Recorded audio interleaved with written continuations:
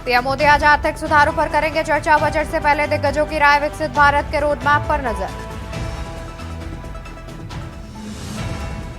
NEET UG याचिका पर आज सुप्रीम कोर्ट में सुनवाई। सीजेआई डीवाई चंद्रचूड़ की अध्यक्षता वाली बेंच करेगी सुनवाई। सुप्रीम कोर्ट ने मामले में जवाब दाखिल करने को कहा था। मनीष सिसोदिया की याचिका पर सुप्रीम कोर्ट में सुनवाई आज। दिल्ली उत्पाद शुल्क नीति मामलों में होगी सुनवाई। जमानत की मांग करने वाली एक पुरानी याचिका पर भी सुनवाई। यूपी ट्रिपल एससी के अध्यक्ष प्रवीर कुमार ने दिया इस्तीफा। प्रवीर ने इस्तीफे के पीछे स्वास्थ्य कारणों का दिया हवाला। 1982 बैच के हैं आईएएस अधिकारी। प्रदेश में आकाशीय बिजली ने बरपाया कहर। 41 से अधिक लोगों की मौतें। आकाशीय बिजली गिरने से कई झुलसे। 17 राज्यों में 3 से 4 दिन भारी बारिश का अलर्ट। असम के 26 जिलों में फसल मवेशी पर संकट। लाखों लोग हुए प्रभावित। आप देख रहे हैं के न्यूज, खबरों का सारथी। नमस्कार, मैं हूं आपके साथ अवंतिका अवस्थी। स्वागत है आपका लाइव न्यूज में। रुक करते हैं आज की तमाम बड़ी खबरों की ओर, जहां अर्थशास्त्रियों के साथ पीएम मोदी की बैठक।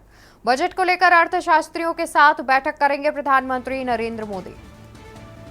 बजट को लेकर अर्थशास्त्रियों के साथ बैठक करेंगे प्रधानमंत्री नरेंद्र मोदी। बजट से पहले हर सेक्टर से सुझाव लेंगे पीएम मोदी। बैठक में नीति आयोग के उपाध्यक्ष भी होंगे शामिल। बजट से पहले हर सेक्टर से सुझाव लेंगे प्रधानमंत्री नरेंद्र मोदी। बैठक में नीति आयोग के उपाध्यक्ष भी होंगे शामिल। 23 जुलाई को लोकसभा में पेश होगा आम बजट। वित्त मंत्री निर्मला सीतारमण पेश करेंगी बजट। तो दिल्ली से खबर बता रहे हैं, अर्थशास्त्रियों के साथ प्रधानमंत्री की बैठक होगी। बजट को लेकर अर्थशास्त्रियों के साथ प्रधानमंत्री बैठक में चर्चा करेंगे। बजट से पहले हर सेक्टर से सुझाव लेंगे पीएम मोदी। बैठक में नीति आयोग के उपाध्यक्ष भी होंगे शामिल। तो बजट से पहले हर सेक्टर से सुझाव लेंगे पीएम मोदी। नीति आयोग के उपाध्यक्ष भी होंगे शामिल।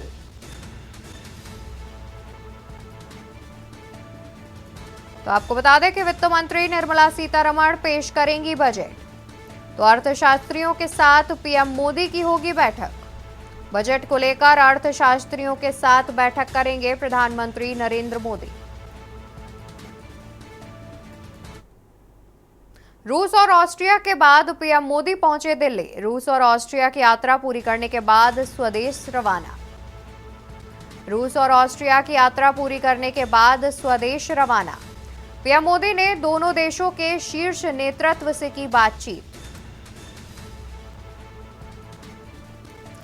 द्विपक्षीय सहयोग बढ़ाने के तरीकों पर की चर्चा।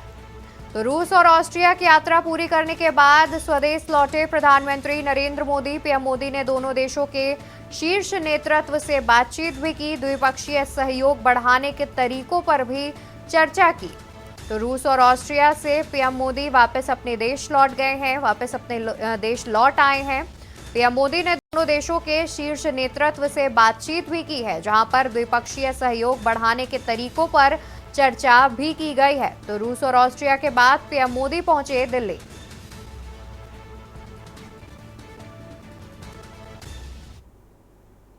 तो वही भारत के विदेश मंत्री करेंगे बिम्स्टेक की मेजबानी। एस जयशंकर करेंगे दूसरे बिम्स्टेक की मेजबानी। एस जयशंकर करेंगे दूसरे बिम्स्टेक की मेजबानी। 11 से 12 जुलाई को नई दिल्ली में दूसरे बिम्स्टेक की बैठक। देशों के बीच संपर्क बढ़ाने के व्यापक अवसर करेगा प्रदान। 11 से 12 जुलाई को नई दिल्ली में होगी बैठक। देशों के बीच संपर्क बढ़ाने के व्यापक अवसर करेगा प्रदान। संपर्क गहरा करने पर चर्चा करने का मिलेगा अवसर। संपर्क, व्यापार और निवेश पर 2 दिन होगी चर्चा। तो भारत के विदेश मंत्री करेंगे बिम्स्टेक की मेजबानी। एस जयशंकर बिम्स्टेक की करेंगे मेजबानी। 11 से 12 जुलाई को नई दिल्ली में दूसरे बिम्स्टेक की होगी बैठक। देशों के बीच संपर्क बढ़ाने के व्यापक अवसर करेगा प्रदान। 11 से 12 जुलाई को नई दिल्ली में दूसरे बिम्स्टेक की होगी बैठक। देशों के बीच संपर्क बढ़ाने के व्यापक अवसर प्रदान होंगे। वहीं बता दें कि ईडी के समन को चुनौती देने का मामला। केजरीवाल की याचिका पर आज होगी सुनवाई। केजरीवाल की याचिका पर हाईकोर्ट करेगा सुनवाई। केजरीवाल की याचिका पर आज होगी सुनवाई। केजरीवाल की याचिका पर हाईकोर्ट करेगा सुनवाई। केजरीवाल की याचिका पर आज सुनवाई होनी है। हाईकोर्ट केजरीवाल की याचिका पर सुनवाई करेगा। ईडी के समन को चुनौती देने का मामला है जिस पर आज सुनवाई की जाएगी। केजरीवाल की याचिका पर हाईकोर्ट करेगा सुनवाई। ईडी के समन को चुनौती देने का मामला। केजरीवाल की याचिका पर आज होगी सुनवाई। केजरीवाल की याचिका पर हाईकोर्ट करेगा सुनवाई। केजरीवाल की याचिका पर आज हाईकोर्ट में सुनवाई होगी। आपको बता दें कि ईडी के समन को चुनौती देने का मामला है जिस पर हाईकोर्ट में आज सुनवाई की जाएगी। केजरीवाल की याचिका पर हाईकोर्ट में आज होगी सुनवाई। केजरीवाल की याचिका पर आज हाईकोर्ट में होगी सुनवाई। ईडी के समन को चुनौती देने का है मामला। केजरीवाल की याचिका पर आज होगी सुनवाई। केजरीवाल की याचिका पर आज होगी सुनवाई। आपको बता दें कि केजरीवाल की याचिका पर आज सुनवाई की बात सामने आ रही है।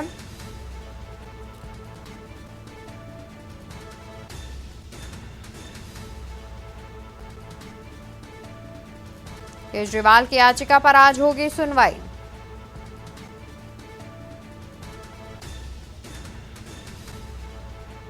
केजरीवाल की याचिका पर हाईकोर्ट करेगा सुनवाई।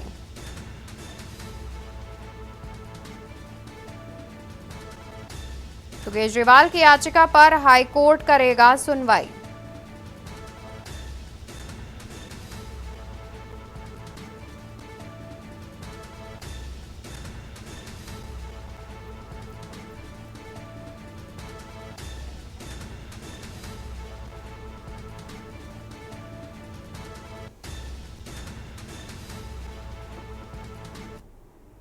तो वही खबर चंडीगढ़ से, जहां पर गुरुग्राम और दिल्ली दौरे पर CM Nayab Singh property certificate और कन्वेंस डीड करेंगे वितरित। प्रॉपर्टी सर्टिफिकेट और कन्वेंस डीड करेंगे वितरित। मानेसर में स्वामित्व की योजना के तहत शाम को दिल्ली में संगठनात्मक कार्यक्रम में लेंगे हिस्सा। चंडीगढ़ से खबर बता रहे हैं, गुरुग्राम और दिल्ली दौरे पर सीएम प्रॉपर्टी सर्टिफिकेट और कन्वेंस डीड करेंगे वितरित। मानेसर में स्वामित्व की योजना के तहत कार्यक्रम का आयोजन किया गया है। शाम को दिल्ली में संगठनात्मक कार्यक्रम में भी हिस्सा लेंगे। तो गुरुग्राम और दिल्ली दौरे पर मुख्यमंत्री नायब सिंह प्रॉपर्टी सर्टिफिकेट और कन्वेंस डीड करेंगे वितरित।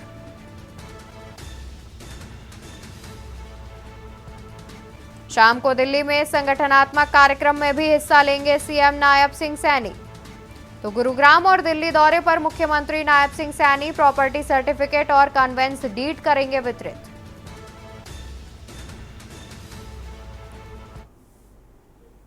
डिंडौरी जिले के कनरजिया विकासखंड अंतर्गत झनकी और जुदगई के बीच सड़वाझापार गांव के सिवनी नदी में प्रधानमंत्री ग्राम सड़क योजना में 3.5 करोड़ रुपए की भारी भरकम राशि से ठेकेदार messrs Pandey construction company Manendragarh Chhattisgarh द्वारा बनाया जा रहा है, जिसको लेकर क्षेत्रीय जनप्रतिनिधि और ग्रामीणों ने निर्माण कार्य में भारी अनियमितताओं का आरोप लगाया है। साथ ही शासन प्रशासन के संज्ञान में लाने के बाद भी घटिया सामग्री से कार्य करने और मिट्टी से युक्त रेत लगाकर पुल निर्माण कार्य करने का आरोप लगाया है।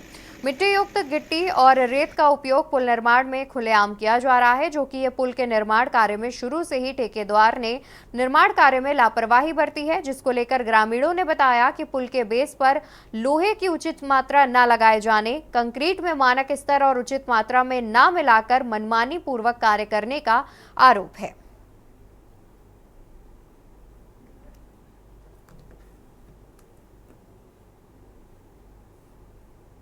कि जब 3-3, 4-4 करोड़ में सरकार तो पैसा दे ही रहा है, अपने जेब से तो लगा नहीं रहे। तो जब सरकार पैसा दे रहा है तो उसको सही तरीके से करना चाहिए। यहाँ पर रेता जो है एकदम मिट्टी वाला आ रहा है, भुरभुरा, तो उतना क्वालिटी नहीं आ पा रहा है। हमको चाहिए इसमें जो है 5-10 साल टिक जाए। आप एक ही साल में गिरा देंगे तो फिर वही 1700 करोड़ वाला बिहार में नहीं हुआ था कि एक भी आदमी यहाँ से गुजरा नहीं, वो ढल गया था। तो ऐसा नहीं होना चाहिए। काम अच्छा हो, सरकार अपना है, सबका साथ सबका विकास, अच्छे से काम हो, यही हम चाहते हैं। और आप खुद देख ही रहे हैं सामने में क्या हो रहा है क्या नहीं हो रहा है। तो वही खबर हाथरस से, जहां पर सड़क किनारे खड़े ट्रक से टकराए डबल डेकर बस। हादसे में 1.5 दर्जन लोग हुए घायल, 2 की हुई मौत। राहत बचाव कार्य में जुटी थाना पुलिस, कई घायलों को पुलिस ने पहुंचाया अस्पताल। डीएम, एसपी और सीएमओ घटनास्थल पहुंचे। सिकंदरा राव के टोली गांव के पास की ये पूरी घटना बताई जा रही है। तो सिकंदरा राव के टोली गांव के पास की ये पूरी घटना बताई जा रही है, जहां पर हादसे में कई लोग घायल हुए हैं। सड़क किनारे खड़े ट्रक से डबल डेकर बस टकराई है और इसमें 1.5 दर्जन लोग घायल हुए हैं। तो वहीं 2 लोगों की मौत की बात सामने आ रही है। राहत बचाव कार्य में थाना पुलिस भी जुटी हुई है। इस दौरान पुलिस ने कई घायलों को अस्पताल भी पहुंचाया है। बता दें कि डीएम, एसपी और सीएमओ घटनास्थल पर भी पहुंचे।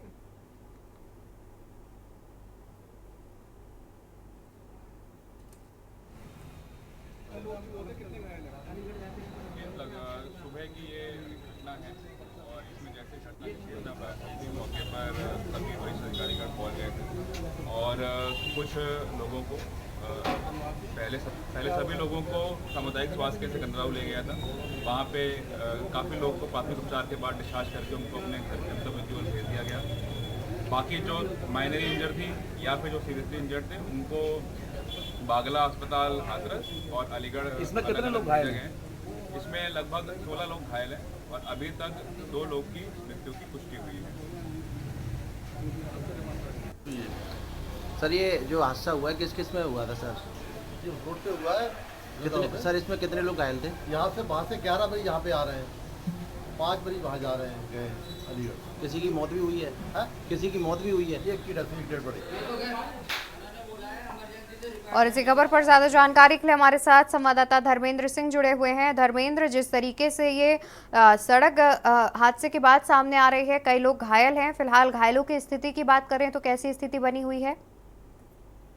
जी, इस हादसे में ये जो बस है वो करीब चंडीगढ़ से और कन्नौज के किसी इलाके में जा रही थी और सुबह करीब 4:30 बजे दुर्घटना हुई है और जिसके बाद में 1.5 दर्जन के लगभग लोग घायल हुए हैं और 2 लोगों की मौत हो गई थी, जिसमें एक ड्राइवर और एक सवारी। और जानकारी ये भी मिल रही है कि अलीगढ़ जेएन मेडिकल में जिस व्यक्ति को भेजा गया था जो गंभीर घायल था उसकी भी मौत हो गई है और सभी का वैसे उपचार चल रहा है सिकंदरा राव सीएचसी और बागला जिला अस्पताल में।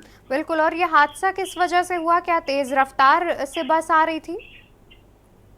ये एक कंटेनर खड़ा था, उसमें पीछे से बताया जा रहा है कि इस बस ने जो है टक्कर मारी है। तो हो सकता है कि ड्राइवर को नींद आ गई हो या झपकी उसकी लगी हो। जी बिल्कुल, बहुत शुक्रिया धर्मेंद्र आपका ज्यादा जानकारी हमारे दर्शकों तक पहुंचाने के लिए।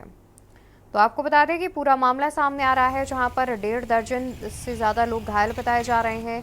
2 लोगों की मौत हो गई है। वहीं हमारे संवाददाता ने जानकारी दी कि इस दौरान एक गंभीर रूप से घायल भी था, जिसके इलाज के बाद मौत हो गई है।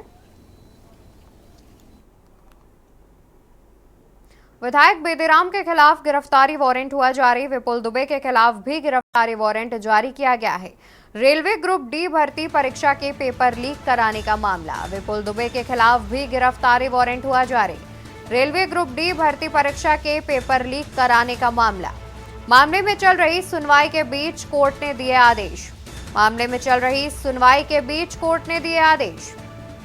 गिरोहबंद अधिनियम के विशेष जज ने जारी किया वारंट। 1 दर्जन आरोपियों के हाजिर न होने पर कोर्ट नाराज। गैंगस्टर कोर्ट में 19 आरोपियों के खिलाफ चल रहा मुकदमा।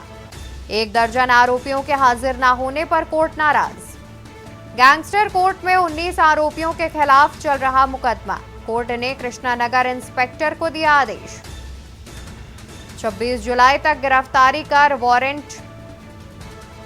तो विधायक बेदीराम के खिलाफ गिरफ्तारी वारंट किया गया है जारी, जहां विपुल दुबे के खिलाफ भी गिरफ्तारी वारंट जारी किया गया है। रेलवे ग्रुप डी भर्ती परीक्षा के पेपर लीक कराने का मामले में सुनवाई के बीच कोर्ट ने दिए हैं आदेश। और वहीं कांग्रेस के प्रदेश अध्यक्ष का सरकार पर हमला। अजय राय ने योगी सरकार पर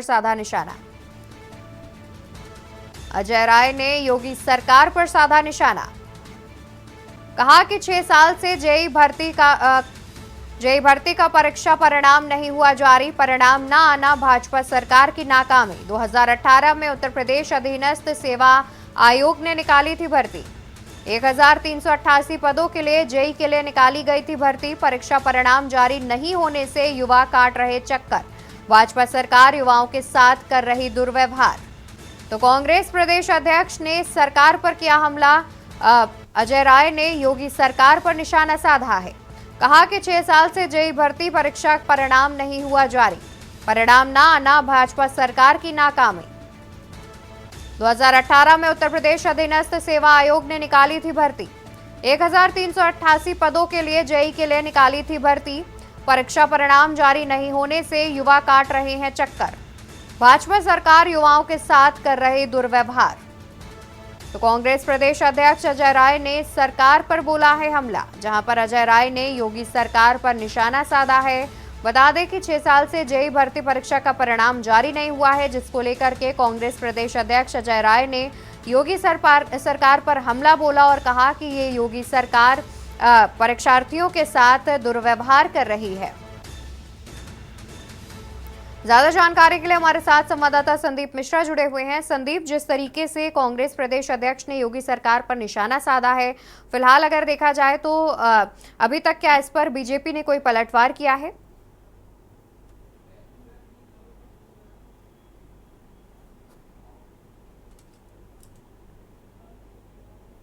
संदीप, क्या आप तक हमारी आवाज पहुंच रही है? कहाँ चली गया? संदीप, क्या आप तक हमारी आवाज पहुंच रही है?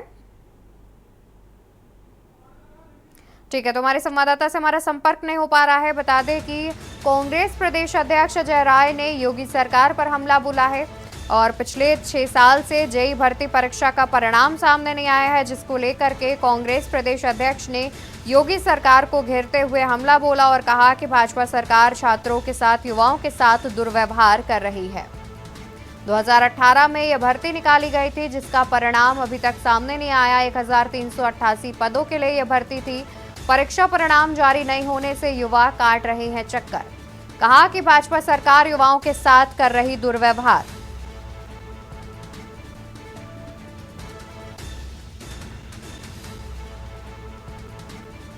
छह साल से जेई भर्ती का परीक्षा परिणाम नहीं हुआ जारी।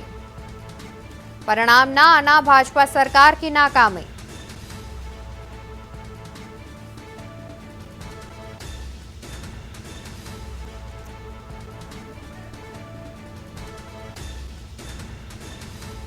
भाजपा सरकार युवाओं के साथ कर रही दुर्व्यवहार। वहीं आपको बता दें कि यूपी SSS के कार्यवाहक अध्यक्ष नियुक्त। आयोग के वरिष्ठ सदस्य ON सिंह बने कार्यवाहक अध्यक्ष। आयोग के वरिष्ठ सदस्य ON सिंह बने कार्यवाहक अध्यक्ष। मौजूदा अध्यक्ष प्रवीर कुमार का इस्तीफा मंजूर। सीएम योगी ने प्रवीर कुमार का इस्तीफा मंजूर कर लिया है। यूपी SSS के कार्यवाहक अध्यक्ष नियुक्त किए गए हैं। आयोग के वरिष्ठ सदस्य ON सिंह को कार्यवाहक अध्यक्ष बनाया गया है। मौजूदा अध्यक्ष प्रवीर कुमार का इस्तीफा भी मंजूर हो गया है। सीएम योगी ने प्रवीर कुमार का इस्तीफा मंजूर कर लिया है। ज्यादा जानकारी के लिए संवाददाता संदीप मिश्रा जुड़े हैं। संदीप, यूपी SSS के जो अध्यक्ष हैं प्रवीर कुमार, उनके इस्तीफे के बाद कार्यवाहक अध्यक्ष फिलहाल के लिए बना दिया गया है, नियुक्ति उनकी कर दी गई है। देखिए, बिल्कुल संघ लोक सेवा चयन आयोग के अध्यक्ष प्रवीण कुमार, जिन्होंने कल देर शाम जो है उत्तर प्रदेश के मुख्यमंत्री योगी आदित्यनाथ को अपना इस्तीफा जो है वो भेज दिया है, जिनका इस्तीफा जो है स्वीकार कर लिया गया है। मौजूदा स्थिति की अगर हम बात करते हैं तो जिस समय प्रवीण कुमार को ने इस्तीफा अपना भेजा था, उसके बाद से जो है लगातार शासन जो है चयन प्रक्रिया की ओर जो है बढ़ता गया और इस कड़ी की अगर हम बात करते हैं तो लगातार जिससे कड़ी अगर जोड़ने की बात करें तो लगातार अब नए अध्यक्ष की तलाश जो है वो करता हुआ नजर आ रहा विभाग, क्योंकि जिस तरीके से चयन आयोग में अगर रह करके जिस तरीके से उन्होंने 2024 में ही दिसंबर में उनको जी इस्तीफा दिया, उन्होंने स्वास्थ्य का हवाला देते हुए उन्होंने किया अपना और इस कड़ी में अब नए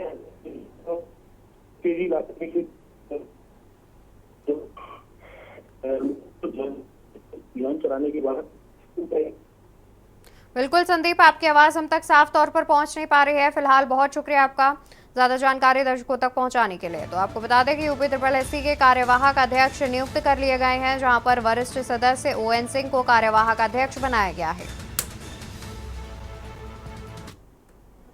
नदी किनारे बसे गांवों का होगा पुनर्वास। सीएम योगी ने बाढ़ प्रभावित क्षेत्र के निरीक्षण में ये निर्देश दिए हैं, जहां पर भविष्य में पीड़ितों को आपदा से बचाने का दिया है निर्देश। सीएम योगी ने बाढ़ प्रभावित क्षेत्रों का निरीक्षण करते हुए निर्देश दिए हैं। भविष्य में पीड़ितों को आपदा से बचाने के लिए दिशा निर्देश दिए गए हैं। बाढ़ से नुकसान का 24 घंटे में मुआवजा करने के भी निर्देश दिए गए हैं। बाढ़ प्रभावित क्षेत्रों में फसलों का सर्वे करके उनका भी मुआवजा दिया जाएगा। फसलों का सर्वे कर उनका भी मुआवजा मिलेगा। सीएम योगी ने बाढ़ प्रभावित क्षेत्रों में किया है दौरा। सीएम योगी लगातार खुद कर रहे हैं क्षेत्र पर उतरकर निरीक्षण। जानकारी मिल रही है कि नदी किनारे बसे गांव का पुनर्विकास किया जाएगा। भविष्य में पीड़ितों को आपदा से बचाने के लिए भी दिशा निर्देश दिए गए हैं।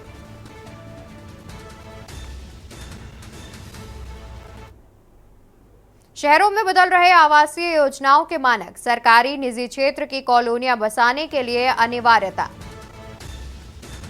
सरकारी निजी क्षेत्र की कॉलोनियां बसाने के लिए अनिवार्यता। 12 से 45 मीटर चौड़ी सड़क की अनिवार्यता होगी। हर सेक्टर में बनाने होंगे व्यावसायिक केंद्र, स्कूल और पार्क, नर्सिंग होम, हॉस्पिटल, सामुदायिक भवन और क्लब। पंचकुला मॉडल लागू करने के लिए होगा संशोधन। भवन विकास उपविधि में सरकार करेगी संशोधन। आवास विभाग नई योजनाएं लाने के लिए नई नीति जारी। 10 लाख से अधिक आबादी वाले शहरों में निर्माण अनिवार्य। 50 एकड़ क्षेत्रफल में स्पोर्ट्स कॉम्प्लेक्स का भी निर्माण अनिवार्य। पार्कों के पास शॉपिंग कॉम्प्लेक्स और पुलिस स्टेशन भी बनेंगे। तो शहरों में बदल रहे आवासीय योजनाओं के मानक। सरकारी निजी क्षेत्र की कॉलोनियां बसाने के लिए अनिवार्यता। 12 से 45 मीटर चौड़ी सड़क की अनिवार्यता होगी। हर सेक्टर में बनाने होंगे व्यावसायिक केंद्र, स्कूल, पार्क।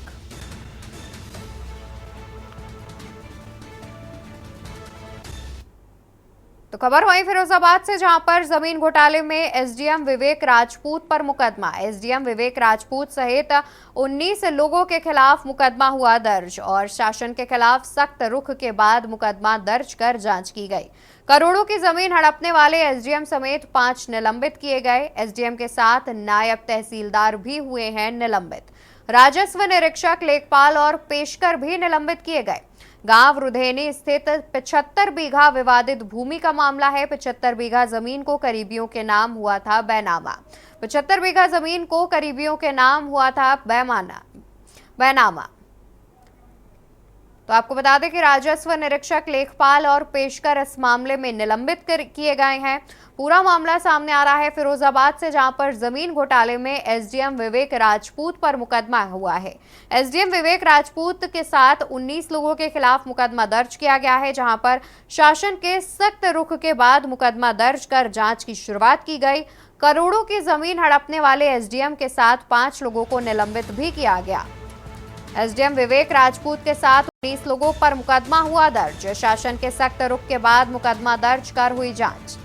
करोड़ों की जमीन हड़पने वाले एसडीएम समेत 5 किए गए निलंबित। एसडीएम के साथ नायब तहसीलदार भी हुए हैं निलंबित। राजस्व निरीक्षक, लेखपाल और पेशकर भी हुए निलंबित। गांव रुधेनी स्थित 75 बीघा विवादित भूमि का मामला।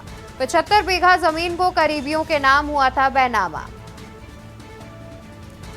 और ज्यादा जानकारी के लिए हमारे साथ संवाददाता दीपक सोलंकी जुड़े हुए हैं। दीपक, एसडीएम विवेक राजपूत के साथ कई लोगों के नाम सामने आ रहे हैं जमीन घोटाले में, क्या कुछ है पूरा मामला?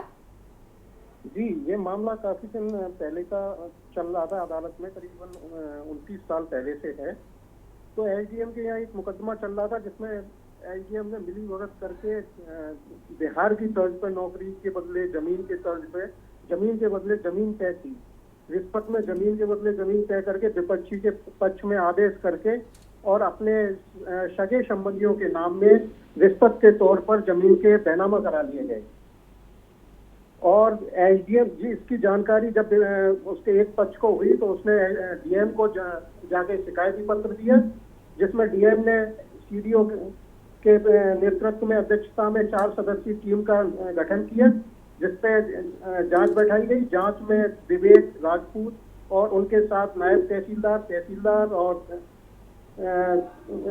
लेखपाल दोषी पाए गए, जिसमें शासन को रिपोर्ट दी गई। शासन ने इनके खिलाफ कल रात को एक आदेश आया, जिसमें सबके खिलाफ में इनके जो क्रेता और विक्रेता और 5 अफसर के नाम में FIR दर्ज कराई गई है। जी बिल्कुल। और SDM के साथ साथ नायब तहसीलदार का भी नाम सामने आ रहा है। इसके अलावा क्या अन्य भी कोई ऐसे अधिकारी हैं जिनका नाम इस मामले में सामने आ रहा हो? हाँ, सबसे ज्यादा मिलीभगत इनकी नायब और SDM की बताई जा रही थी, लेकिन इसमें तहसीलदार भी सस्पेंड हुए हैं। जी बिल्कुल, बहुत शुक्रिया आपका ज्यादा जानकारी दर्शकों तक पहुंचाने के लिए। तो आपको बता दें कि राजस्व निरीक्षक, लेखपाल और पेशकर भी इसमें निलंबित किए गए हैं। नायब तहसीलदार और SDM पर भी कार्रवाई की गई है। इसके अलावा 19 लोगों के खिलाफ मुकदमा भी दर्ज किया गया है।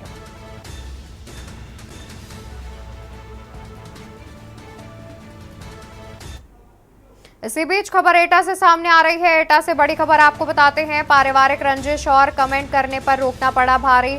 मृतक की बेटी की कल आनी थी बारात। पड़ोस से आरोपी आकाश ने दिया घटना को अंजाम। प्रेम प्रसंग में गला काटकर की निर्मम हत्या। घटना के बाद से आरोपी घर छोड़कर हुआ फरार। थाना मारहरा के गांव मीरापुर की बताई जा रही है घटना। खबर एटा से, जहां पर बेटी से छेड़छाड़ का विरोध पड़ा भारी। लड़की के पिता की गला काटकर निर्मम हत्या। पारिवारिक रंजिश और कमेंट करने से रोकना पड़ा भारी। मृतक की बेटी की कल आनी थी बारात। पड़ोस से आरोपी आकाश ने घटना को दिया है अंजाम। प्रेम प्रसंग में गला काटकर की गई है निर्मम हत्या। घटना के बाद से आरोपी घर छोड़कर हुआ फरार। थाना मारहरा के गांव मीरापुर की घटना सामने आ रही है। तो बेटी से छेड़छाड़ का विरोध पड़ा भारी। खबर आपको एटा से बता रहे हैं। लड़की के पिता की गला काटकर निर्मम हत्या की गई है। पारिवारिक रंजिश और कमेंट करने से रोकना पड़ा भारी। मृतक की बेटी की कल आनी थी बारात। पड़ोस से आरोपी आकाश ने दिया घटना को अंजाम। प्रेम प्रसंग में गला काटकर की निर्मम हत्या। घटना के बाद से आरोपी घर छोड़कर हुआ फरार। थाना मारहरा के गांव मीरापुर की बताई जा रही है पूरी घटना। ज्यादा जानकारी के लिए हमारे साथ संवाददाता ज्ञानेश कुमार जुड़े हैं। ज्ञानेश, आखिर पूरा मामला क्या है? बिल्कुल, आपको बता दें, ये मारहरा के गांव मीरापुर की घटना है, जहां पर पारिवारिक रंजिश व लड़की पर कमेंट करने से रोकना एवं अधेड़ को भारी पड़ गया, जहां पर धारदार हथियार से अधेड़ की मौत कर दी। बिल्कुल, और साथ ही जानकारी मिल रही है कि जो आरोपी आकाश है वो घर छोड़कर फरार चल रहा है। अभी तक पुलिस ने क्या एक्शन लिया है? क्या आरोपी का पता लगाने का प्रयास किया है पुलिस ने?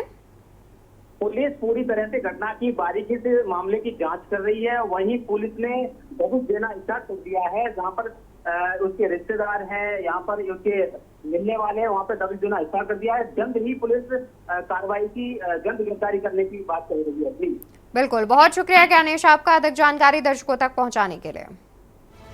तो पूरा मामला एटा से सामने आ रहा है, जहां पर पारिवारिक रंजिश के चलते हत्या की बात सामने आ रही है। खबर बुलंदशहर से, जहां पर संदिग्ध परिस्थितियों में अरुण की मौत। पेड़ पर लटका मिला शव। 12 साल के अरुण का शव पेड़ पर लटका मिला। संदिग्ध परिस्थितियों में हुई मौत। पेड़ पर लटका मिला 12 साल के अरुण का शव। खेत पर आम तोड़ने गया था अरुण। सूचना के बाद मौके पर पहुंची क्षेत्रीय पुलिस।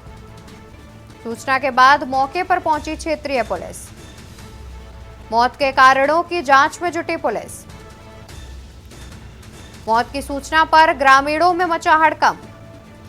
चतारी थाना क्षेत्र के गांव सालाबाद में पूरी घटना। संदिग्ध परिस्थितियों में हुई बच्चे की मौत। बुलंदशहर से पूरी घटना सामने आ रही है।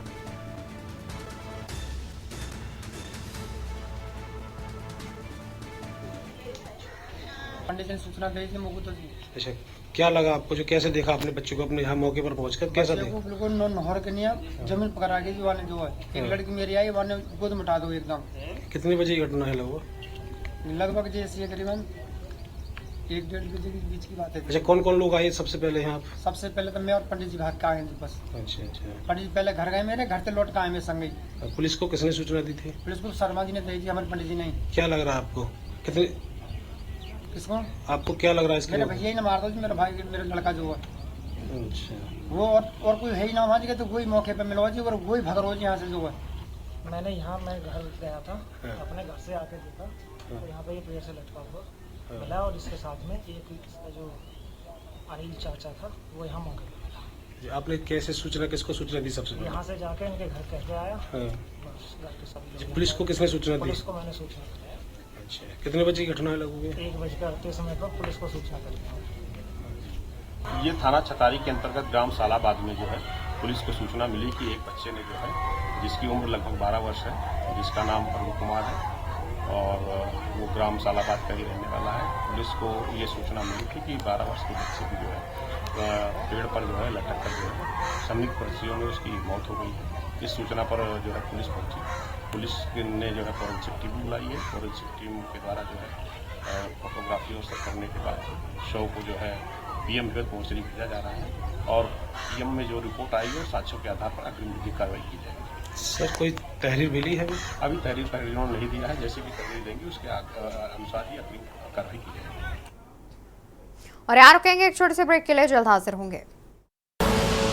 आप देख रहे हैं के न्यूज, खबरों का सारथी। नमस्कार, मैं हूं आपके साथ यश शुक्ला। लाइव न्यूज में एक बार फिर से आपका स्वागत है। सीतापुर से खबर आपको बता देते हैं, जहां पर माफ कीजिएगा, लखनऊ से बड़ी खबर आपको बता देते हैं। लखनऊ से बड़ी खबर,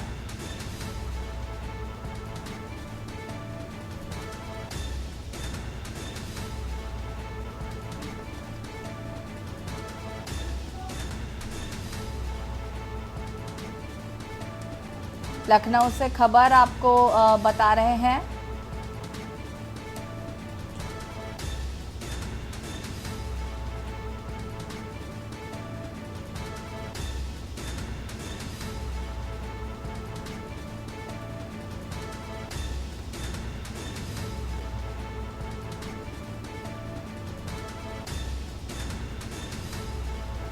लखनऊ से खबर, जहां पर राजधानी में छात्रा को बंधक बनाकर पीटा। छात्रा को 4 घंटे तक बंधक बनाकर पीटा। संत कबीर नगर से 6 जुलाई को एग्जाम देने लखनऊ पहुंची थी छात्रा।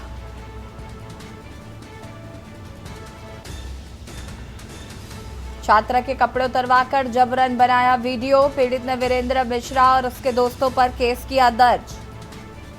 गोजम्बा थाना क्षेत्र के अंतर्गत का ये पूरा मामला बताया जा रहा है। लखनऊ से खबर, राजधानी में छात्रा को बंधक बनाकर पीटा। छात्रा को 4 घंटे तक बंधक बनाकर पीटा। संत कबीर नगर से लखनऊ दोस्त के घर आई थी रहने। सीतापुर से खबर आपको बता देते हैं, जहां पर रेलिंग तोड़कर पानी में जा गिरा रांगा लदा ट्रक। पानी में ट्रक पलटने के बाद ड्राइवर ट्रक की केबिन में फंसा।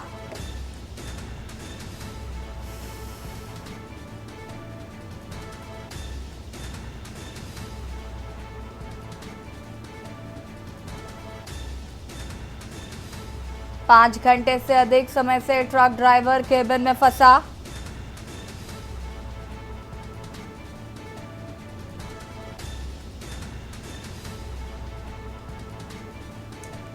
पुलिस को सूचना देने के बाद कोई जिम्मेदार मौके पर नहीं पहुंचा। ईदगाह के पास की पुलिया से अनियंत्रित ट्रक पानी में गिरा।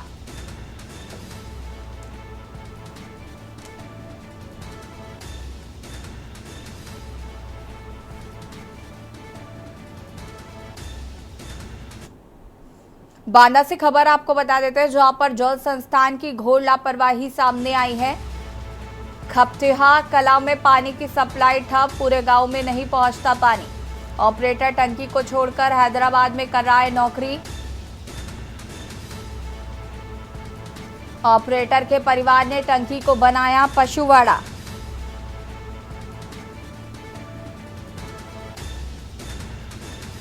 रहने वाले आवास में भरे हैं भूसा और कंडे। पानी की टंकी बनी अपराधियों और शराबियों का अड्डा। पूरे परिसर में खुलेआम पड़ी मिली शराब की बोतलें।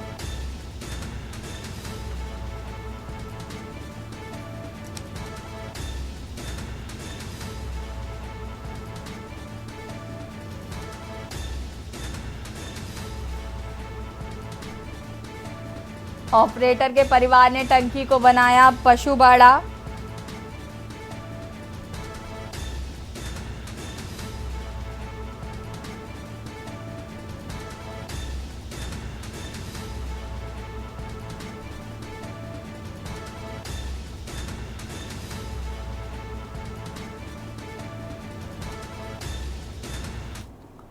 मेरठ से खबर आपको बता देते हैं, जहां पर करंट की चपेट में आने से कई मवेशियों की हुई मौत। लोहे के खंभे में करंट उतरने से हुआ हादसा।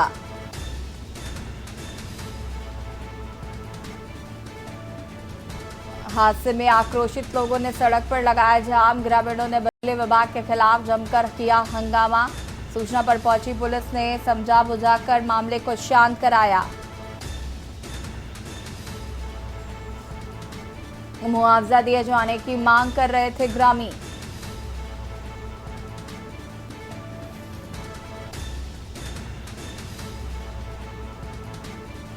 थाना क्षेत्र लोहिया नगर स्थित ग्राम कासीपुर की घटना बताई जा रही है।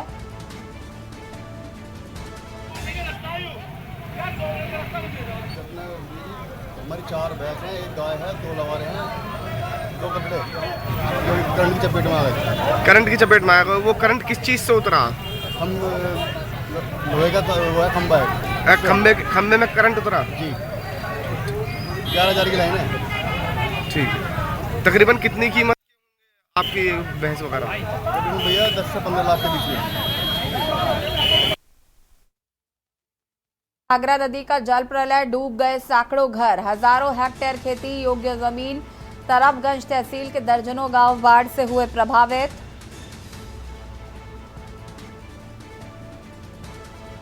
साखीपुर, वीरपुर, दत्तनगर गांव बाढ़ से प्रभावित। तुलसीपुर, मांझा, बनगांव, बेयौंदा समाज बाढ़ से प्रभावित। बाढ़ की जद में आए बहादुर मांझा जैसे कई गांव।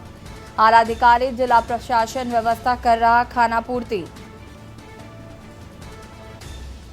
बाढ़ प्रभावितों को जीवन यापन करने में हो रही दिक्कत।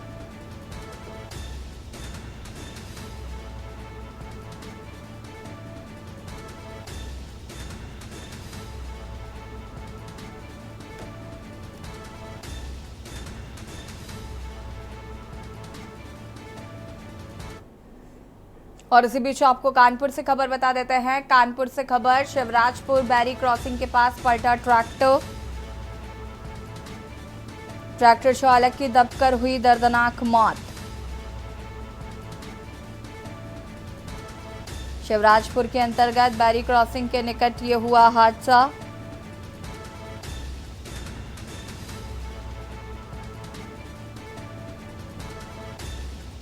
सूचना मिलते ही मौके पर पहुंची पुलिस।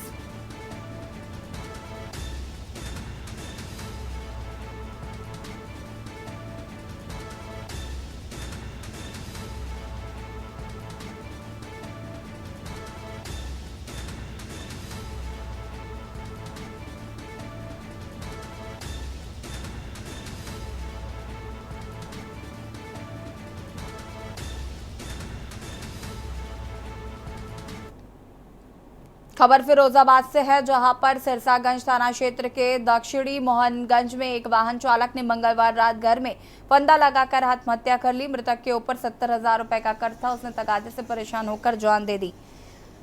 पुलिस ने शव का पोस्टमार्टम कराया। गौरतलब है कि कमलकांत के ऊपर 70,000 का कर्ज था। बताया जा रहा है कि रुपयों के लेने के लिए कुछ लोगों ने युवक को बंधक बनाकर पीटा। इसका वीडियो भी वायरल हो रहा है।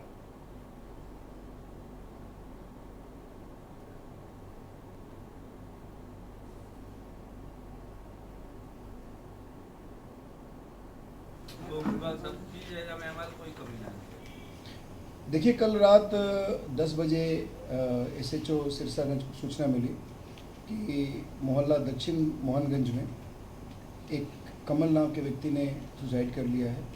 इस सूचना पे मौके पर CO सिरसागंज और SHO सिरसागंज गए और वहाँ पे जो भी विधिक कार्रवाई थी की गई। उसके बाद आज शाम में सोशल मीडिया पे एक वीडियो वायरल हुआ जिसमें जिस व्यक्ति ने आत्महत्या की थी, कमल ने, उसके साथ कुछ लोगों ने मारपीट करते हुए एक वीडियो बनाई थी और वो वीडियो सोशल मीडिया पे आया था। इसमें परिवारीजनों से संपर्क किया गया और उनसे तहरीर ली गई है। परिवारीजनों ने 3 व्यक्तियों के खिलाफ उसमें तहरीर दी है और ये 3 व्यक्ति वो हैं जिनके यहाँ ये जो कमलकांत है ये ड्राइवर की नौकरी कर रहा था और कुछ पैसे का लेन देन का विवाद था। 2 साल से उनके यहाँ नौकरी कर रहा था और पैसे के विवाद में उसके साथ इन लोगों ने मारपीट की है। इसमें हमारी टीमें इन तीनों की गिरफ्तारी के लिए लगी हुई हैं। हम बहुत जल्दी इनको गिरफ्तार करेंगे और जो भी साक्ष्य हो उसके हिसाब से इसका निस्तारण किया जाएगा। और इसी बीच आपको लखनऊ से बड़ी खबर बता देते हैं। लखनऊ से बड़ी खबर, जन सुविधा केंद्र संचालक हुआ लापता, पिता ने लगाया बेटे के अपहरण का आरोप। आशियाना के औरंगाबाद निवासी थे केंद्र संचालक। आलोक गोमती नगर विस्तार में चलाता है जन सुविधा केंद्र।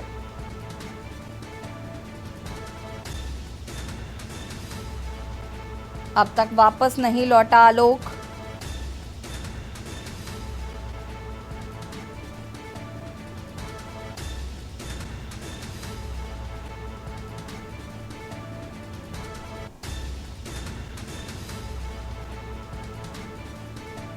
करीब 1 हफ्ते से लापता है जन सुविधा केंद्र संचालक।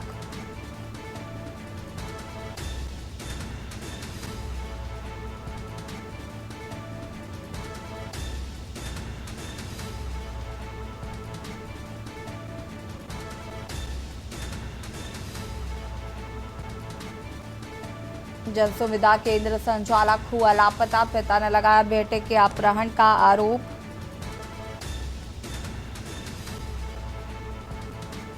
करीब 1 हफ्ते से लापता है जन सुविधा केंद्र संचालक।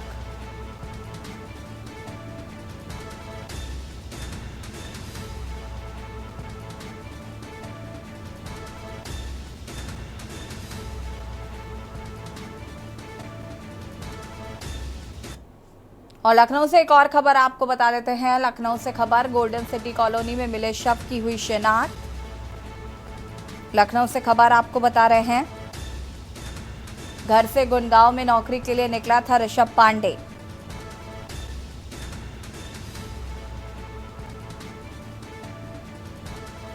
गोल्डन सिटी कॉलोनी में मिले शव की हुई शिनाख्त। गोरखपुर के पथरौली का रहने वाला, घर से गुड़गांव में नौकरी करने के लिए निकला था ऋषभ पांडे।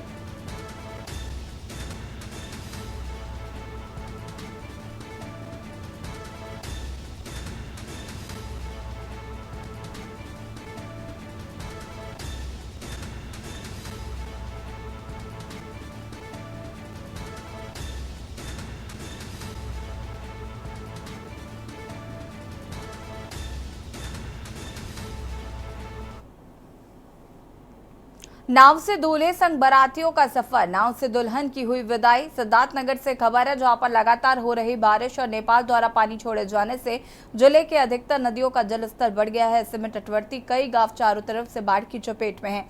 ऐसे में बाढ़ क्षेत्र गांव में शादी व वहां पर नाव से बारात ले जाना व विदाई कराकर वापस आना बहुत जोखिम भरा होता है। जिला अंतर्गत डुमरियागंज तहसील क्षेत्र के परसोइया सदानंद की जो जिला मुख्यालय से लगभग 90 किलोमीटर दूर पर है, वहां पर मंगलवार की रात एक परिवार में लड़की की शादी थी।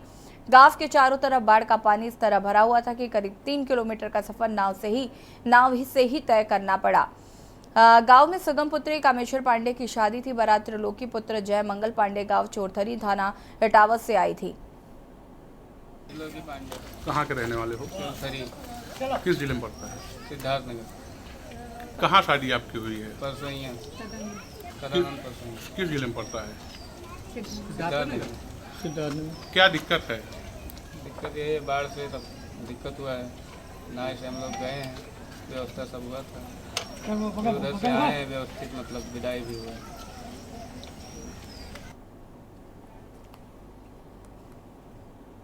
खबर फरुखाबाद से है, जहां पर फतेहगढ़ स्थित स्वर्गीय ब्रह्मदत्त द्विवेदी स्टेडियम में प्रारंभ हुई कानपुर जोन पुलिस की 3 दिवसीय 28वीं इंतरजनपदीय कुश्ती क्लस्टर का आगमन हो चुका है।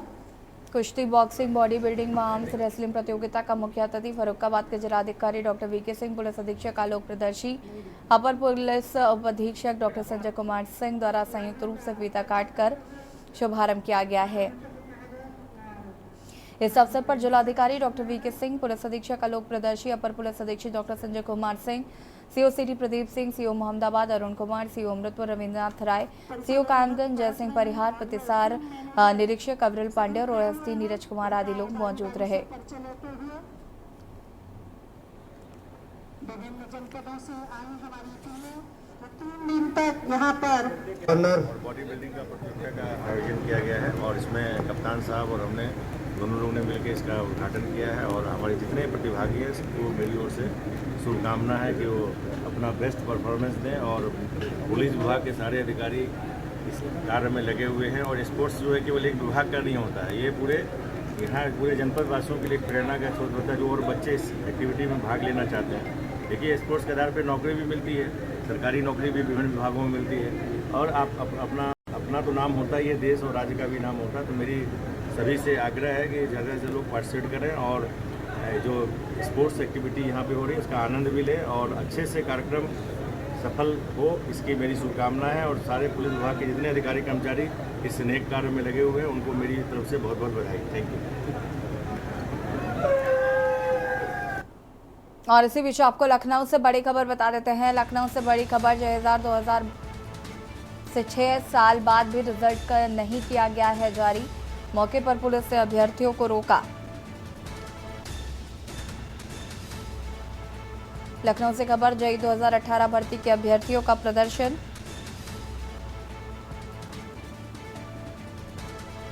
जेईई 2018 भर्ती का अंतिम परिणाम जारी करने की जा रही है मांग। 6 साल बाद भी रिजल्ट नहीं किया गया है जारी। इसको लेकर अभ्यर्थियों में रोष है और इसको लेकर प्रदर्शन किया जा रहा है। जेईई 2018 भर्ती अंतिम परिणाम जारी करने की मांग की जा रही है।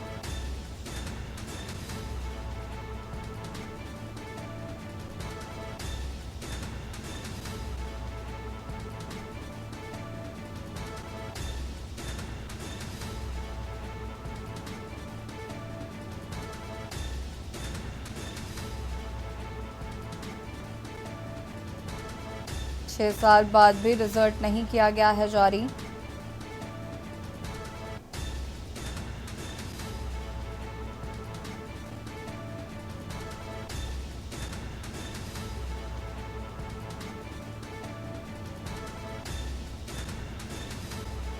जेईई 2018 भर्ती के लिए अभ्यर्थियों का प्रदर्शन।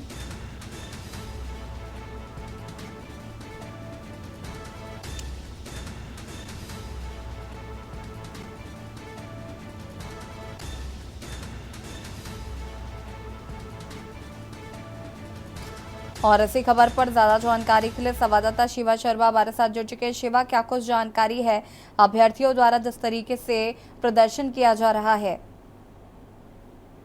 देखिए, वो तमाम अभ्यर्थी हैं। आपको बता दें कि जेईई 2018 की भर्ती जो थी उसका अंतिम परिणाम आज तक घोषित नहीं किया गया और तकरीबन 6 साल ये लोग बीत चुके हैं और 6 साल से लोग इंतजार कर रहे हैं। ये लगातार इस बात को मांग को लेकर के सरकार के पास आने की कोशिश कर रहे हैं, मुख्यमंत्री से मिलने का प्रयास कर रहे हैं, लेकिन आज वही हुआ कि मुख्यमंत्री आवास के बाहर जो 60 के आसपास की संख्या में ये जो तमाम अभ्यर्थी हैं उसमें पुरुष भी है, महिलाएं भी हैं, ये सभी लोग सीएम आवास के बाहर पहुंच गए और वहां पर धरना प्रदर्शन अपना शुरू कर दिया। हाथों में बैनर पोस्टर से कि जो जेईई 2018 में जो भर्ती प्रक्रिया थी उसका जो अंतिम परिणाम था वो पूरा नहीं हुआ। सरकार से गुहार लगातार लगा रहे हैं और मुख्यमंत्री से मिलने का प्रयास कर रहे हैं, लेकिन वहां पर मौजूद जो पीएसी थी, जो पुलिस थी, जो एलआईयू के लोग थे, उन्होंने बस मंगाते हुए इन सभी अभ्यर्थियों को हिरासत में लेकर इको गार्डन भेज दिया है। फिलहाल सभी लोगों को सीएम आवास के पास से हटाया जा चुका है, लेकिन अभ्यर्थियों का लगातार कहना है कि जो 6 साल का इंतजार है वो एक बहुत बड़ा और लंबा इंतजार है, इसलिए जो उनका जो अंतिम परिणाम है उनकी परीक्षा का उसको जल्द से जल्द जारी किया जाना चाहिए। क्या किसी तरीके का आश्वासन नहीं दिया गया है शिवा शर्मा? देखिए, अभी किसी भी तरीके का आश्वासन पुलिस के अधिकारियों ने नहीं दिया। उनका कहना है कि सीएम आवास है और चूंकि हाई सिक्योरिटी एरिया है, यहाँ से उनको पहले हटा दिया जाए, उसके बाद उनका एक डेलीगेशन है उनको अधिकारियों से मिलवाया जाएगा, जो भी संबंधित विभाग से अधिकारी होंगे। अगर मुख्यमंत्री से मिलवाने की बात कही जाएगी तो उसका भी आश्वासन उन्होंने दिया है, लेकिन फिलहाल अभी सभी लोगों को, सभी अभ्यर्थियों को सीएम आवास के पास से हटा लिया गया है। किसी भी तरीके की उसमें कोई साजिश ना हो पाए, किसी भी तरीके की कोई अराजकता ना हो पाए, इसलिए सभी लोगों को वहां से हटा करके फिलहाल इको गार्डन भेज दिया गया है। ठीक है, शुक्रिया आपका जानकारी साझा करने के लिए। और बता दें आपको कि यहाँ पर अभ्यर्थियों में काफ़ी रोष देखा जा रहा है। 6 साल से अभी तक परिणाम घोषित न करने की वजह से छात्राओं में रोष है और उसको लेकर उन्होंने प्रदर्शन किया, मुख्यमंत्री आवास का घेराव करने की कोशिश भी की।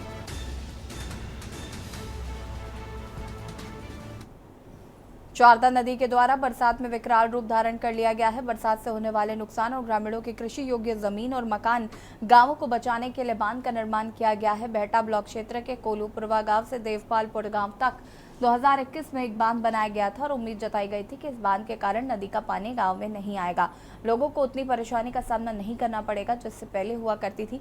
बांध बनने के बाद पिछले 2 वर्षों में लोगों को बांध के कारण शारदा नदी से कटान से कुछ राहत भी मिली, लेकिन इस वर्ष 2024 में बरसात की पहली बारिश के साथ ही नेपाल और उत्तराखंड इलाके से बैराजों के माध्यम से छोड़े गए लाखों क्यूसेक पानी के कारण करोड़ों की लागत से बना बांध अब शारदा नदी के आगोश में समा चुका है। ग्रामीणों का आरोप है कि जिसकी जानकारी स्थानीय प्रशासन को दी गई, लेकिन आज तक ग्रामीणों की सुध लेने वाला कोई नहीं आया।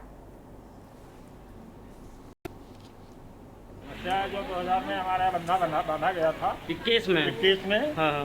तो जो है नदी में कट चुका है। हम लोगों ने एसडीएम साहब से कई बार शिकायत की, लेकिन यहाँ पर कोई देखने तक नहीं आया। अच्छा। नदी जो है हमारे गांव की तरफ बढ़ रही है, इससे हमारे लोगों की जमीनें और घर कट जाएगा और जो हम लोगों के लिए सामने बहुत बड़ी दिक्कत हो जाएगी।